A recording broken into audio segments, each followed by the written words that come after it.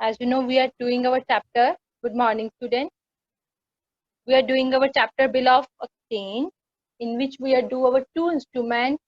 It is promissory note and bill of exchange. So our first instrument is bill after date, जो कि हम कर चुके हैं बेटा. अब आज हम कुछ अपनी टर्म्स करेंगे. There are two terms related to bill of exchange जो आपको आनी बहुत जरूरी है. That is bill after date and bill after sight. Bill after date and bill after site.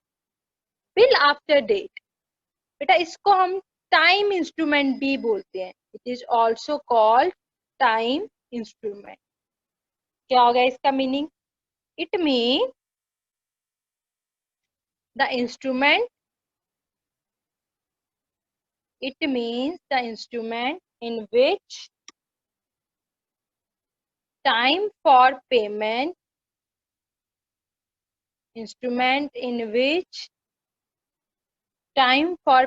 is mentioned.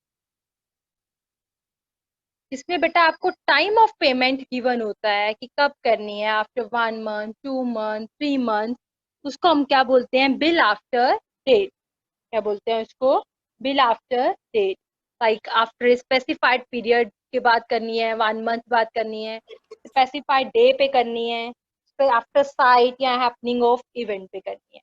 उसको हम बोलते हैं bill after date. For example जैसे लिखा है प्रॉमिसरी नोट में, I promise to pay to be ₹500 after 3 months. इसमें mention है ना टाइम पीरियड. टाइम मेंशन है इसमें. Time for payment that is 3 months. तो ये कौन सा हो गया? Bill after date. Like I promise to pay B on 500 on 1st January. I promise to pay to be ₹500 on 1st January. इसमें क्या मेंशन होगी? एक स्पेसिफिक डे मेंशन होगी, स्पेसिफिक डेट मेंशन होगी. That is bill after date, जिसमें specifically mention किया जाता है. ठीक है, एक बात याद रखो, अगर बिल आफ्टर डेट हो, इसमें बिल की जो डेट है हम कहाँ से कैलकुलेट करते हैं? शुरू डेट ऑफ ड्रॉइंग. बस ये याद रखना. मैं आपको एक सम करवाऊंगी. बिल की डेट के कब दिन से कैलकुलेट करनी शुरू करते हैं? डेट ऑफ ड्रॉइंग से, जिस दिन बिल ड्रॉ हुआ है. ओके. एक होता है bill after sight. Bill after site means the instrument. It means the instruments in which no time for payment is mentioned. जिसमें पेमेंट करने का कोई भी टाइम बेटा मेंशन नहीं होता. It is payable on demand, कि जब कहेंगे तब पे कर देंगे.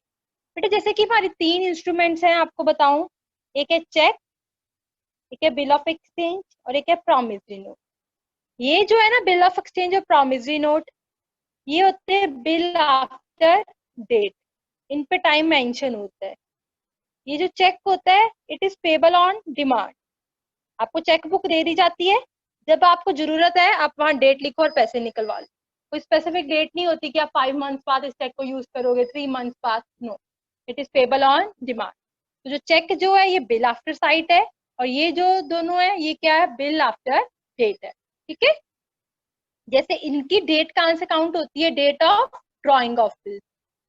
इसकी डेट जो बिल आफ्टर साइट होते हैं, इनकी बिल की डेट कहाँ से काउंट होती है? Date of acceptance of bill. याद रखना, ऑफ बिल इनकी ड्राइंग से होती है, इनकी एक्सेप्टेंस से होती है. ओके, इतनी बात क्लियर होगी. For example bill after sight like I promise to pay B ₹500. देखो, I promise to pay B ₹500. देखो ये भी है लाइन और ये भी लाइन है. दोनों में फर्क क्या है? इसमें टाइम मेंशन है कि 3 months बाद पेमेंट करूंगा. इसमें उसने प्रॉमिस किया है लेकिन टाइम मेंशन नहीं है. तो ये कौन सा हो गया? Bill after sight. और ये कौन सा हो गया? Bill after date. Is it clear? ये फर्क होता है दोनों में। आई होप ये आपको क्लियर हो गया हो। बस ये याद रखो, आफ्टर डेट में जो डेट होती है वो डेट ऑफ ड्राइंग से काउंट होती है, और आफ्टर साइट में जो डेट होती है वो डेट ऑफ एक्सेप्टेंस से काउंट होती है। तो मैं आज आपको इसके रिलेटेड एक इलस्ट्रेशन करवाती हूँ, एक सम करवाती हूँ। तो this is one example, kindly listen this example.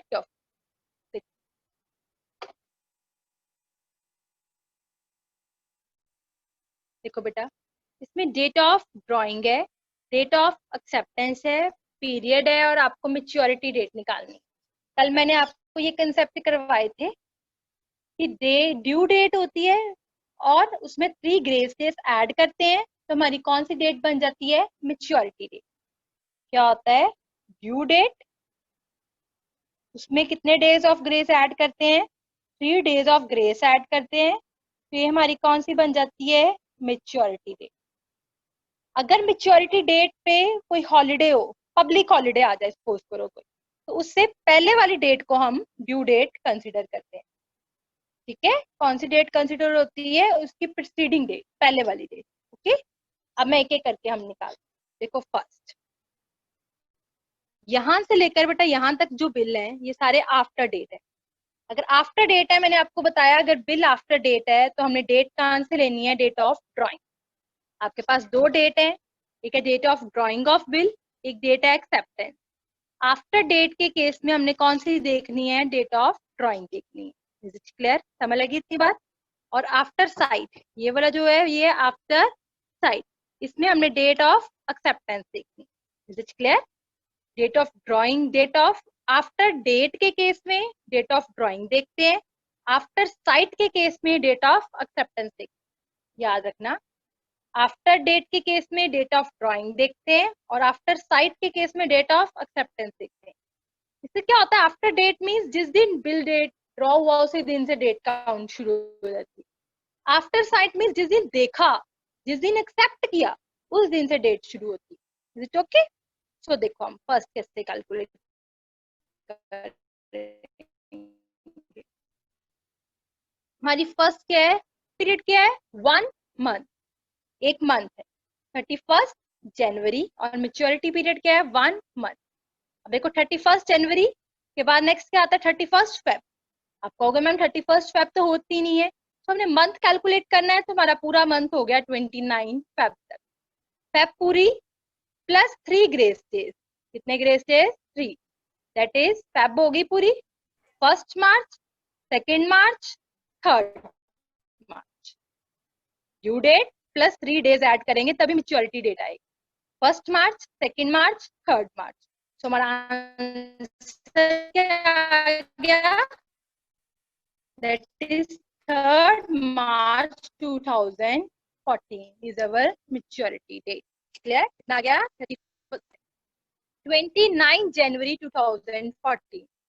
कितने डेज है? 30 डेज। अब डेज है तो डेज काउंट कर, ठीक है? काउंट करें हम। देखो 29 के बाद 30, जनवरी में 31 होता है, 30, 31, फर्स्ट, सेकेंड, थर्ड, फोर्थ, 5, 6, 7, 8, 9, 10, 11, 12, 13, 14, 15, 16, 17, 18, 19, 20, 21, 22, 23, 24, 25, 26, 27, 20।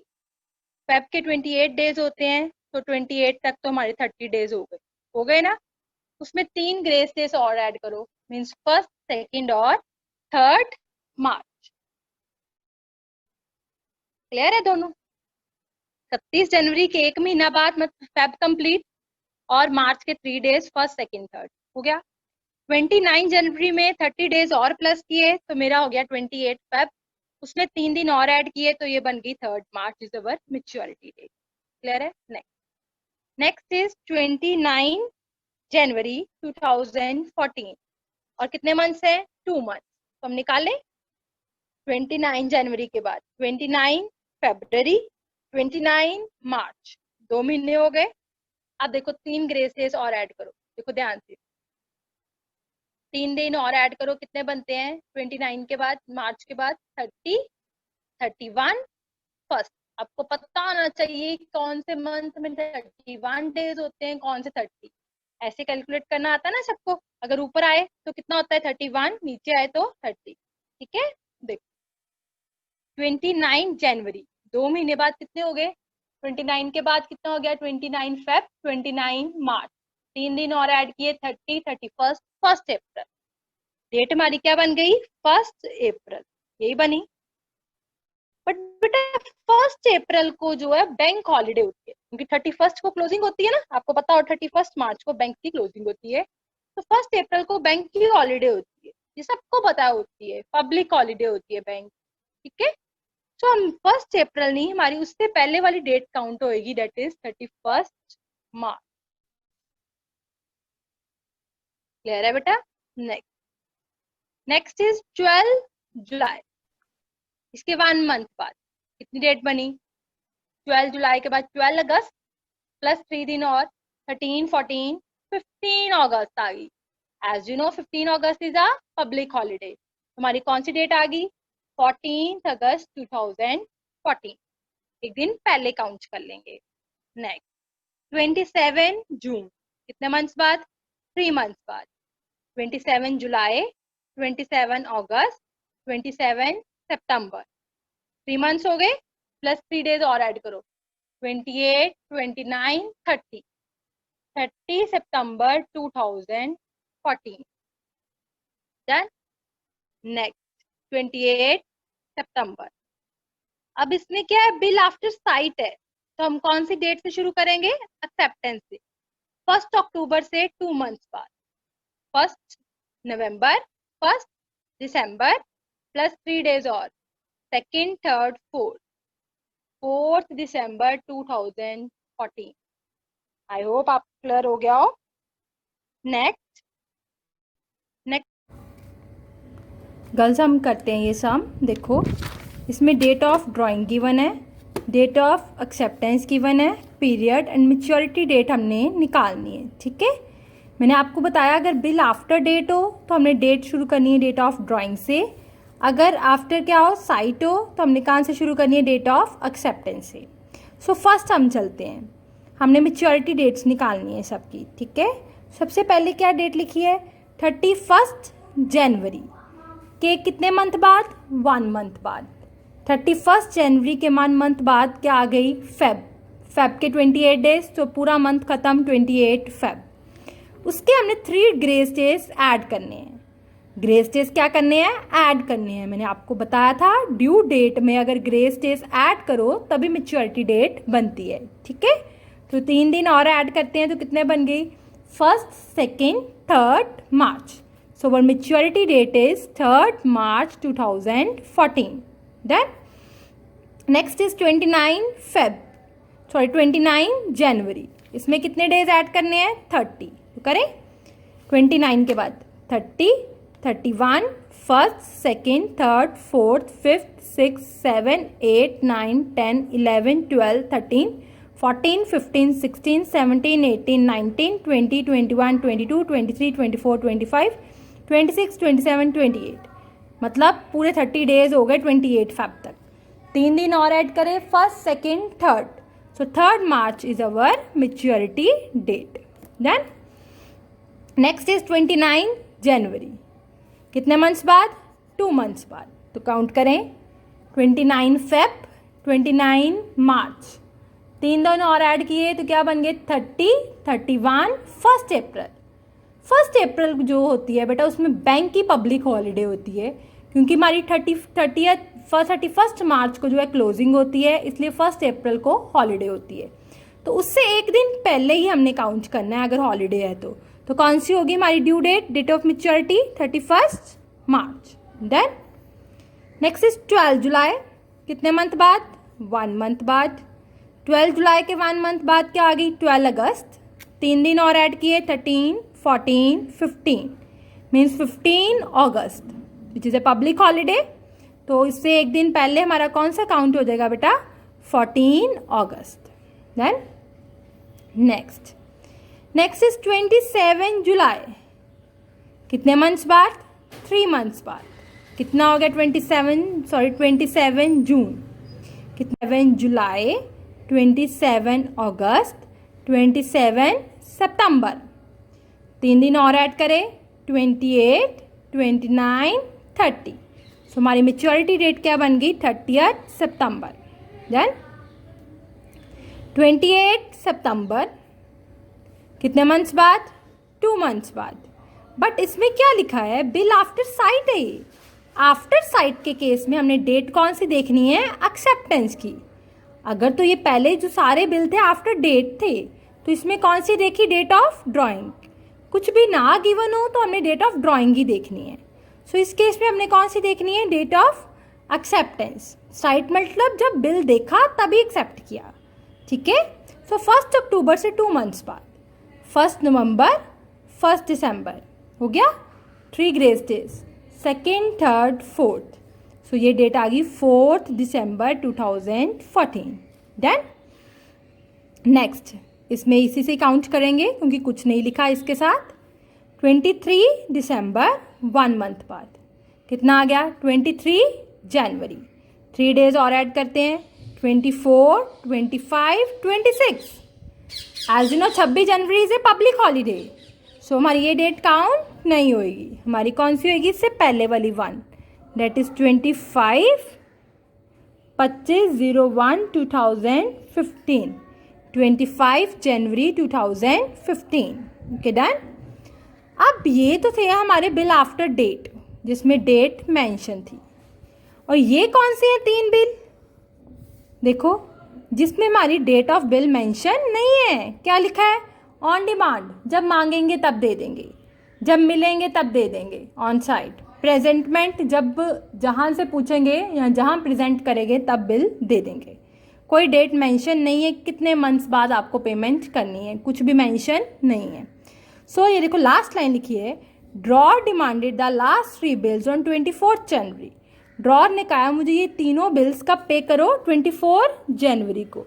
सो मेच्योरिटी डेट क्या आ गई तीनों बिल्स की, 24 जनवरी 2015। ठीक है बेटा, जहाँ डेट मेंशन नहीं थी तो वो डेट मेंशन ऐसे कर देते हैं कि अगर आपको कुछ नहीं बोला गया तो आप एक स्पेसिफिक डेट पे दे दो। वो कौन सी है, 24 जनवरी 2000 कितनी है, 17 लिखा है, 24 जनवरी 2017 को वो डिमांड करेंगे। इज इट क्लियर, देख लो एक बार। आई होप ये आपको क्लियर हो गया हो। स्टिल अगर आपको कोई प्रॉब्लम है then you can ask from me. Thank you.